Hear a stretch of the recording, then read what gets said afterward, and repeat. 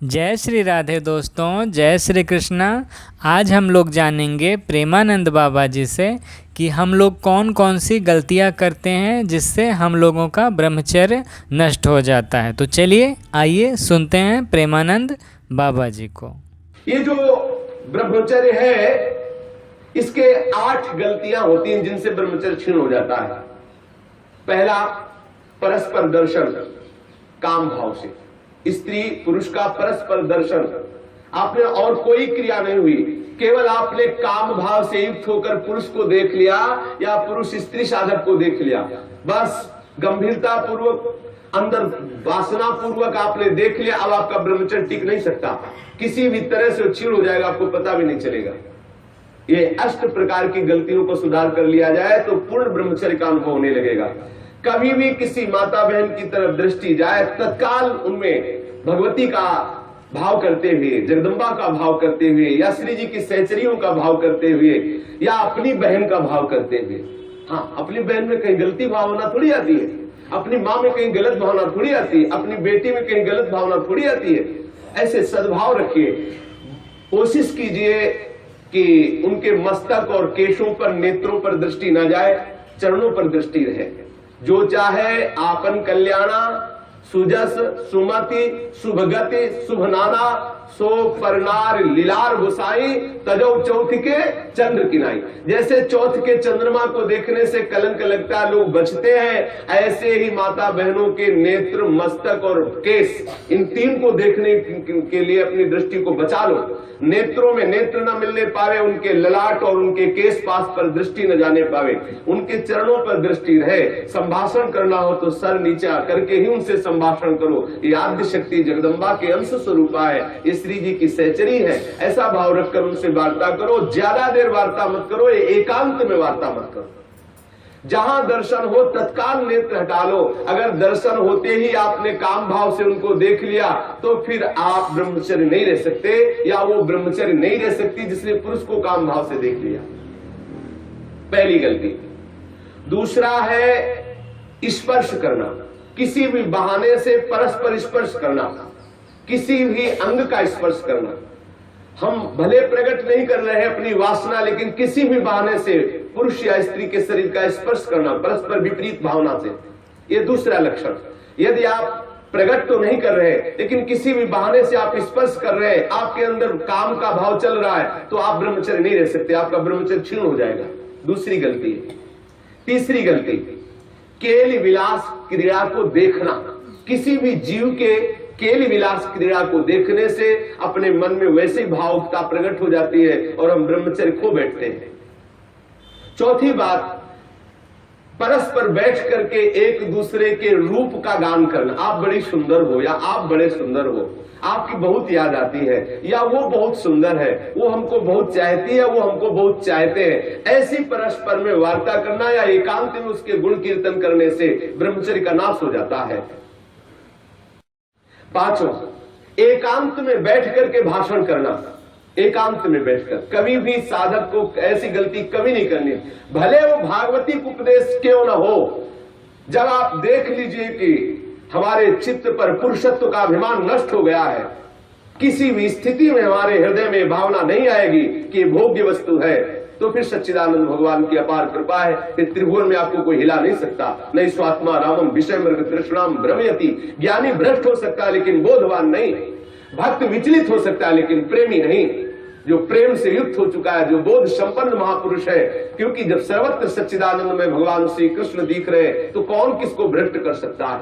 जब तक स्त्री पुरुष का अहम है तभी तक ऐसी भावना का जो भयावह स्वरूप है उससे बचना चाहिए, तभी तक ऐसी भावना हमारे हृदय में हावी होती है। इसलिए साधक को कभी भी एकांत में, स्त्री शरीर साधक को कभी भी पुरुष शरीर साधक से एकांत में कभी भी भाषण नहीं करना चाहिए। अगर करने का अवसर आए तो मैदान में आ जाना चाहिए, खुले में आ जाना चाहिए, जहां सब लोग आपको देख रहे हो, जिससे आपके हृदय में वो गलती नहीं होने पाएगी। यदि आप ऐसा कर रहे हैं, भले भागवती उपदेश ही कर रहे हैं, तो भी आप ब्रह्मचर्य नहीं रह सकते, ऐसा शास्त्र का आदेश है। एकांत में किसी स्त्री को दूर से देखकर या पुरुष शरीर को देख करके भोग का संकल्प कर लेना, वासना का संकल्प कर लेना, ये ब्रह्मचर्य का नाश कर देने वाला संकल्प होता है। दृढ़ निश्चय कर लेना, संकल्प कर लेना। या विपरीत देह वाले, जैसे पुरुष या स्त्री, विपरीत देह वाले संग में एकांतिक केली कर लेना, ये अष्ट प्रकार के जो ब्रह्मचर्य नष्ट करने वाले भाव है, इनसे पूर्णतया बचा जाए। जो ब्रह्मचर्य रहना चाहे कभी भी कामुक दृष्टि से परस्पर शरीरों को ना देखे, स्त्री शरीर साधक या पुरुष शरीर साधक परस्पर किसी को कामुक दृष्टि से न देखे, कभी बुरी भावना से किसी भी माता बहन का स्पर्श न करे, कभी भी किसी भी तरह से अपने निकट ना आने दे, ना उनके निकट जाए। ये बहुत काम की बात है, इसे साधारण मत समझिए। हम भजन करते हुए भी जो आनंद का अनुभव नहीं कर पा रहे, यही गलती है, हम यही मिस्टेक कर रहे हैं। भले हम किसी का संपर्क नहीं कर रहे, लेकिन हमारे अंदर वासना की गणित लगती रहती, इसीलिए हमें परमानंद का अनुभव नहीं हो रहा। हमें सावधानी रखनी है। देखो, ये ऐसा कोई अपने में ना जाए कि मैं सिद्ध हो गया हूं, मैं जैसा मनमानी आचरण चाहूं कर सकता हूं। भगवान व्यास देव जी ने लिखा है कि बड़े बड़े विद्वान भी इस आकर्षण में अपने आप को ढीला मानते हैं और गिर सकते हैं। इसलिए सावधानी पूर्वक, विद्वानों को भी ये जो आकर्षण है खींच सकता है, इसलिए सावधान रहे। कभी भी ब्रह्मचर्य व्रत धारण करने वाले उपासक को या गृहस्थ धर्म धारण करने वाले गृहस्थी को भी अपनी पत्नी के सिवा कभी और के साथ एकांत में संभाषण नहीं करना चाहिए। किसी को काम भरी दृष्टि से नहीं देखना चाहिए, किसी के काम भाव से स्पर्श नहीं करना चाहिए, किसी को काम भाव से न समीप आने देना चाहिए न समीप जाना चाहिए।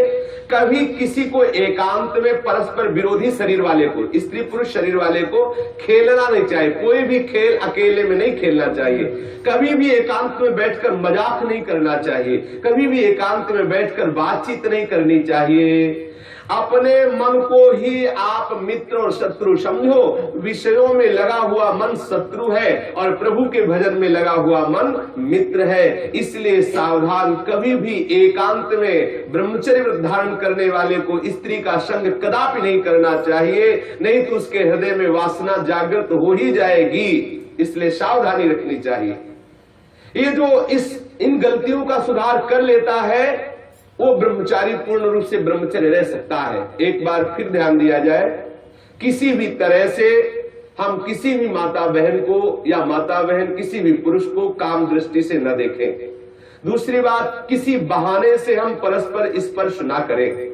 तीसरी बात, किसी भी तरह से हम उनके साथ कोई क्रीड़ा ना करें, कोई खेल ना खेलें।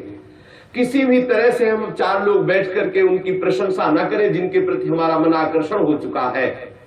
कभी भी हम एकांत में संभाषण न करें, एकांत में संलाप न करें। कभी भी हम विषयों का संकल्प न कर बैठे, विषय भोग का संकल्प न कर बैठे। इस तरह से हम अपनी इन 8 क्रियाओं से निवृत्त रहे। बुरी भावना से देखना, बुरी भावना से स्पर्श करना, बुरी भावना से निकट जाना या निकट आने देना, ये नहीं होना। बुरी भावना के साथ अंदर से भावना बुरा रखते हुए खेल खेलना, मजाक करना, बातचीत करना, इस तरह से अपने मन को हम विषयों से बचा सकते हैं। अगर इन 8 क्रियाओं से बचा ले गए तो हम ब्रह्मचर्य रह सकते हैं। यदि आप ब्रह्मचारी होना चाहते हैं तो आप अपने मन को शुद्ध रखिए। आप अपने हृदय को कभी खाली मत छोड़िए। हृदय खाली रहेगा, मन अशुद्ध रहेगा तो शरीर में ब्रह्मचर्य रह नहीं सकते। और जिसका हृदय और शरीर और मन तीनों अशुद्ध है, वो कभी भजन नहीं कर सकता। इसलिए सावधान।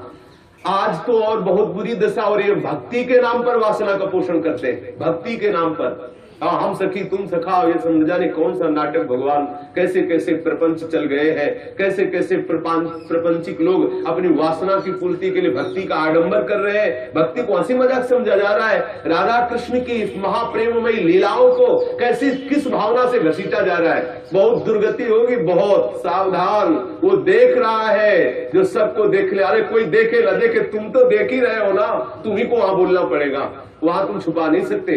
सर्वशक्तिमान भगवान तुम्हारे अंदर बैठे देख रहा है। भजन करना चाहते हो, भगवत प्रेम प्राप्त करना चाहते हो तो ब्रह्मचर्य पर पूर्ण दृष्टि रखो।